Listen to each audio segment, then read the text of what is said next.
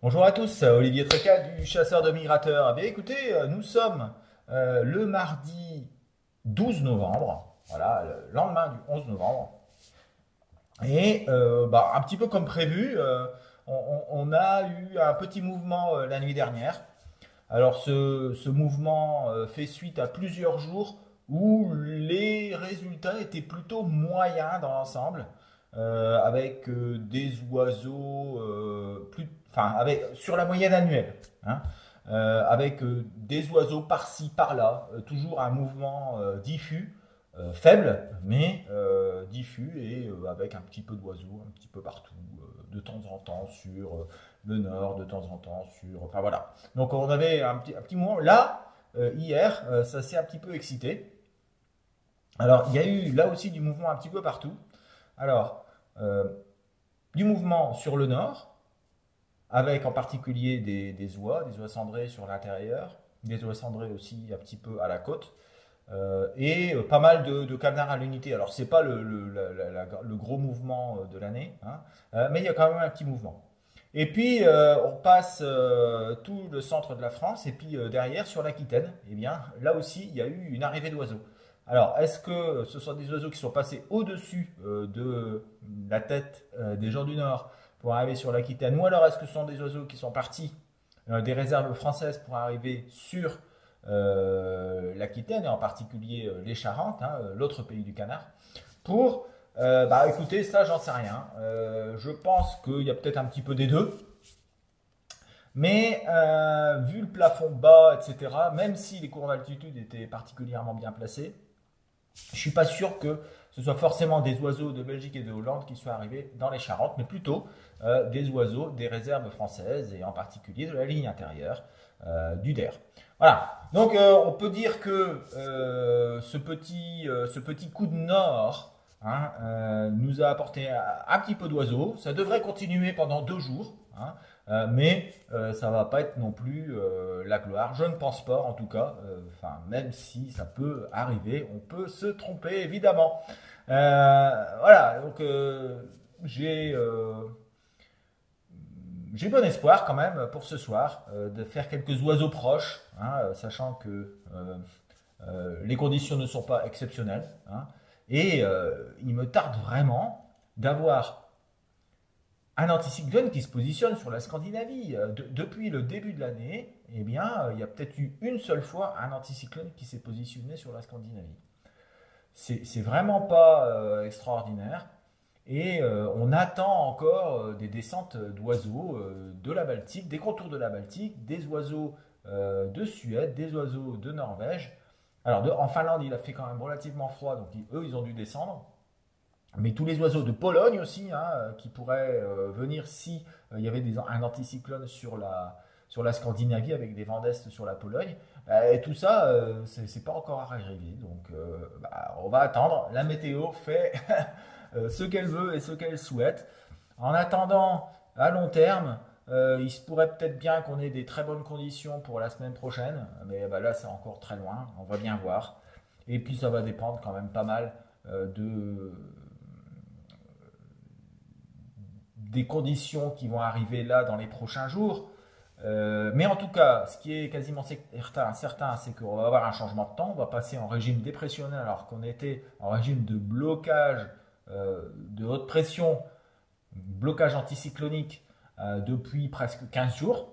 Donc, écoutez, on espère que ce changement de temps va nous apporter des oiseaux, en plus de ceux qui vont arriver là dans les prochaines heures, j'allais dire. Voilà, écoutez, je vous souhaite une excellente journée. À signaler quand même qu'il continue de passer un petit peu de pigeons sur le nord de la France. Alors, pas des mâles, pas des masses, mais il en continue à en passer. Il continue à en passer aussi sur le sud de la Suède. Donc voilà, tout n'est pas passé, loin de là. Voilà, c'est la raison aussi pour laquelle je pense que euh, eh bien, euh, un anticyclone nous ferait beaucoup de bien s'il était centré sur la Scandinavie. A signalé quand même hier aussi des arrivées de bécasses, hein, sur le sud-ouest. Euh, je pense que ça devrait encore continuer.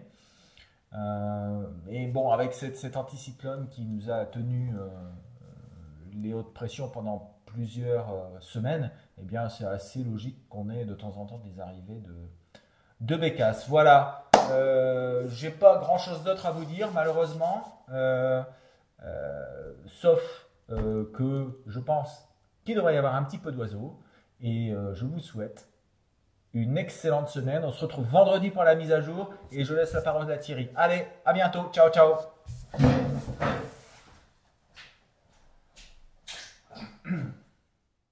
Bonjour à tous, chasseurs de migrateurs et MIG Trackers. Alors bienvenue pour nos nouvelles prévisions du 12 novembre. On va essayer de vous donner les meilleures prévisions, comme d'habitude évidemment, et vous donner les meilleures informations. Alors on vous avait dit qu'il y aurait un passage, un petit coup, et il a bien lieu. On vous avait donné une note à 2,8 pour cette nuit notamment. Eh bien on est à peu près dans les clous. C'est ce qui se passe avec des plus ou moins hauts, des très très très belles nuits dans les Flandres, notamment 70 coups à 11 côtes, c'est déjà pas mal, mais bon, aussi sur Calais. Dans d'autres coins, c'est un petit peu moins bien, mais bon, globalement, donc on a une migration. Alors, est-ce que ça va durer? Ça va être l'objet de nos prévisions, et donc je vous souhaite de bien regarder attentivement. À tout de suite.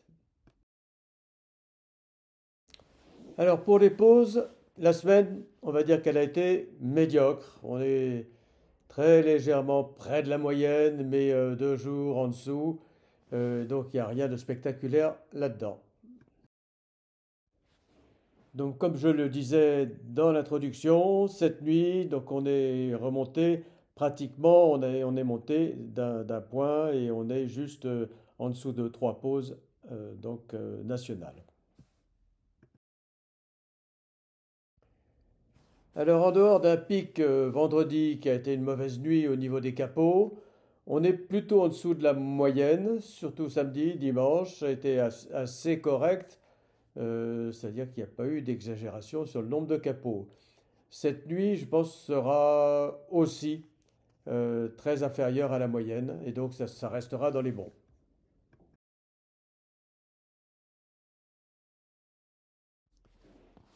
Pour mardi soir, alors, ce soir, on a une situation où l'anticyclone est vraiment centré sur l'Irlande.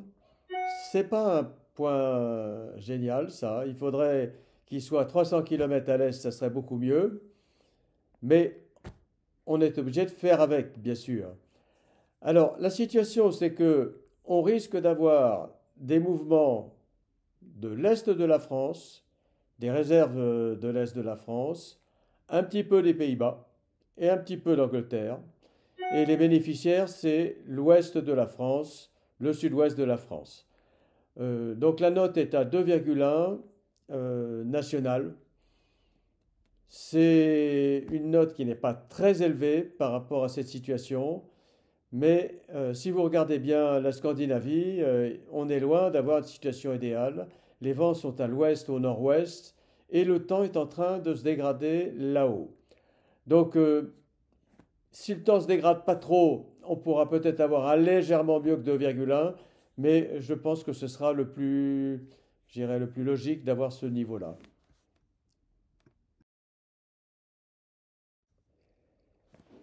Pour mercredi, la note remonte très légèrement à 2,2. Pourquoi 2,2? Eh bien parce que l'anticyclone a regonflé jusque l'Islande et peut permettre le passage d'une migration en provenance de cette zone. Donc, il ne faut pas trop rêver non plus, mais bon, j'ai mis un petit peu plus. On a la même situation qu'hier, globalement, quand même, c'est-à-dire mouvement, on va dire, de l'est de la France vers les régions de l'ouest, Vendée, Seudre, Gironde, Pays Basque, les Landes. Et donc, on doit normalement avoir une migration franco-française avec l'addition de quelques Bataves et de quelques Anglais au milieu. Voilà la situation pour mercredi soir. Donc là, l'anticyclone, il est carrément, pratiquement rendu jusqu'aux USA et il vient lécher l'Irlande et l'Angleterre. La Scandinavie est en dépression, le Danemark l'est déjà presque. Les vents sont au nord-ouest sur l'Allemagne, au nord-nord-ouest sur les Pays-Bas. Donc là, je laisse la note à 2,3, c'est-à-dire mieux que la moyenne, mais pas quand même une note exceptionnelle.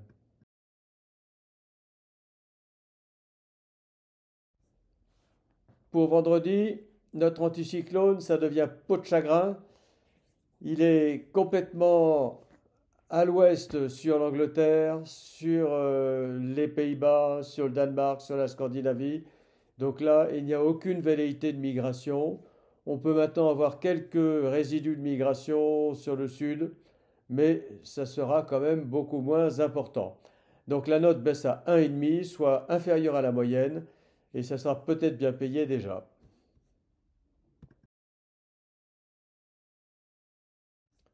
Enfin, pour samedi, eh bien là, on est carrément dans une énorme dépression qui couvre toute la Scandinavie jusqu'à l'Islande, jusqu'aux îles britanniques. Donc on est en vent d'ouest complet. Il y a très très peu à espérer, que quelques restes de la migration du début de semaine et quelques sédentaires. Donc j'ai mis une note à 1,2, c'est une note basse, mais bon, c'est comme ça, il faut l'accepter. Les perspectives sont très bizarres pour la suite. On pourrait croire qu'il va y avoir un coup de froid, mais il se pourrait aussi qu'on ait du très mauvais temps. Donc, j'ose pas trop vous en parler. Et on va croiser les doigts pour que ça tourne du côté du coup de froid, mais c'est pas du sûr du tout. Allez, bonne bredouille et à très vite. Voilà, je voulais vous présenter aussi un nouveau produit qu'on vient de lancer. J'ai mis ça en ligne samedi ou dimanche. Et voilà, c'est une attache double. Donc j'en avais parlé dans mes vidéos. Voilà, c'est très intéressant si on veut attacher deux cols verts en même temps sur un même poids ou sur une même ligne. Ça donne un aspect très naturel. Voilà. Alors, ils ne peuvent pas s'en mêler parce que c'est assez rigide. Et c'est de la bonne qualité avec des épingles automatiques LCDM, des émerillons en 2 mm et demi inox 304. Ici un émerillon en inox. Les petits anneaux qui servent à serrer la corde eh bien, sont aussi en inox, donc ça ne va pas rouiller. C'est de la bonne qualité et c'est proposé à un prix très raisonnable. Voilà, donc n'hésitez pas à aller sur les sites pour regarder si ça peut vous intéresser, si vous pouvez en avoir besoin. Voilà, ça sert dans les endroits où on peut attacher au poids ou à la ligne des cols verts sans qu'on soit emmerdé bien entendu par les sciures. Mais dans tous les autres endroits, c'est quelque chose qui est très intéressant et qui peut permettre de piéger les canards méfiants. Voilà, allez, je vous mets le lien dans la description du site. Bon, et bien voici mes prévisions. Alors nous sommes le 12 novembre, hein. On est mardi, et on voit bien qu'on a une situation un peu paradoxale, avec d'un côté des hautes pressions, une grosse dorsale de 1036-1038 hectopascal qui est centrée sur l'Irlande, et de l'autre côté, à l'est, sur l'embouchure de la Volga, eh bien, on a une autre dorsale. Entre les deux, c'est quand même des hautes pressions, hein, on est autour de 1028, mais on a une goutte froide qui est entre les deux, qui a réussi à s'infiltrer entre les deux, qui donne un petit peu de pluie d'ailleurs, et qui rafraîchit les températures. Mais dans ce marais barométrique, eh bien, il n'y a pas de vent. En revanche, du vent, il y en a en altitude, avec un jet qui est OK, qui est même extra, de la Baltique jusque l'Espagne. Mais à plus faible altitude, eh bien, les vents sont plutôt proches, des vents qui partent, j'allais dire, de la Belgique, voire du sud de la Hollande, et qui arrivent jusqu'en France. Donc pourquoi pas un mouvement d'oiseaux proches, suite à ce qui s'est vu hier. Je rappelle, hier on était dans cette situation-là. Donc il s'est vu hier, avec encore des oies probablement, sarcelles, souchets, siffleurs, de Hollande et de Belgique. Donc pour moi, ça pourrait être encore assez bon avec un 3 étoiles. Mais je vois pas le gros mouvement comme on pourrait s'y attendre parce que les zones de départ ne sont pas énormes en fait. Il n'y a que la Belgique, enfin, l'Angleterre bien sûr, mais un petit peu la Hollande, mais pas tout. Et puis même le Danemark n'est pas inclus dans la zone ni quoi que ce soit. Donc pour moi c'est un léger mouvement. Je dirais en 3, voilà. 3 en étant, je pense, optimiste. Pour mercredi à jeudi, eh bien, c'est à peu près la même chose que la veille, mais les pressions, elles se renforcent encore sur l'ouest, hein, avec un 1040 hein, sur l'Irlande. Alors, on a du vent qui va souffler sur la mer du Nord, mais qui ne va pas forcément rentrer de manière très forte sur l'intérieur des terres, parce que vous voyez qu'à l'intérieur des terres, hein, sur la Belgique et même sur le sud de l'Allemagne, eh bien les pressions s'étirent, les isobars s'étirent, et donc ça veut dire qu'il n'y aura pas de vent. Il y aura même un petit peu de pluie sur l'Allemagne qui vient du nord. Je ne pense pas que ce soit forcément extraordinaire. Il y a moins de vent porteur. Encore quelques départs. Bon, c'est pas forcément une mauvaise situation parce que le vent peut partir d'assez haut, donc il peut partir de Norvège. Il y a des oiseaux qui pourraient partir du Danemark. Voilà, la mer des Wadden, etc. Mais voilà, je pense que ce sera moins que la veille. Encore 3 étoiles un petit peu partout, mais je pense que ce sera plutôt 2,5 étoiles. Jeudi et vendredi, eh bien, les pressions, elles s'effondrent. On revient à 1032 hectopascales, très loin, et puis plutôt 1028 sur la France, avec pas du tout de gradient de pression sur la France, ni sur la Belgique, ni sur la Hollande, ni sur l'Angleterre. Un petit peu de vent, mais qui sera plutôt nord-ouest à ouest sur l'Allemagne. Vent toujours à l'est sur les Pyrénées, mais ça ne nous retombe pas. Je pense que le soufflet va retomber, et il pourrait même très bien qu'il y ait du brouillard dans cette nuit de jeudi à vendredi sur une bonne partie de la France. Voilà, je suis très pessimiste pour cette nuit de jeudi à vendredi. Il y aura probablement encore quelques canards de réserve, mais c'est à peu près tout.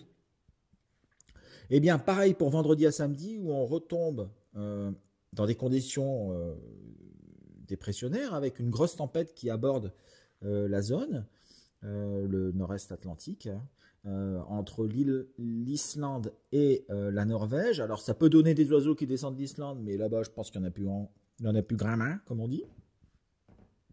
Et de ce coup-là, eh bien, il y a du vent d'ouest aussi de l'Écosse sur la Hollande, le Danemark, la Baltique, etc.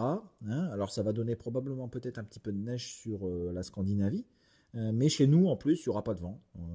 On est coincé dans les isobars 1020 et il n'y aura absolument rien. Pas de pluie, pas de vent, pas voilà. Je pense à un temps pas forcément beau. Voilà. Ça redevient mauvais, donc un moins pour vendredi à samedi. Pour samedi à dimanche, eh bien, là, on rentre avec un changement de régime, donc on repart avec du vent de sud-ouest sur les côtes de la Manche. Pas forcément de vent ailleurs, mais ça va arriver. Attention quand même, parce que la dépression, elle rentre sur la Scandinavie. Ça crée un flux de nord sur les côtes de Norvège, et ça peut être tout à fait intéressant. Bon, c'est pas forcément extraordinaire, mais ça peut être intéressant. Ni surprise possible. Un plus, bon, surtout sur le nord-est de la France. Ensuite, vous voyez, dans cette nuit de dimanche à lundi, on a un gros flux de nord sur toutes les îles britanniques. Ça pourrait faire partir des oiseaux. Là aussi, il va y avoir beaucoup de vent sur les côtes de la Manche. Ça nous change parce que il y avait eu vraiment un calme pendant 15 jours. Donc il se peut qu'il y ait des oiseaux aussi qui soient tranquillement en mer et qui rentrent en terre. Attention à cette nuit-là de dimanche à lundi qui pourrait être intéressante, avec du canard qui peut rentrer dans les terres. Voilà, c'est à peu près tout.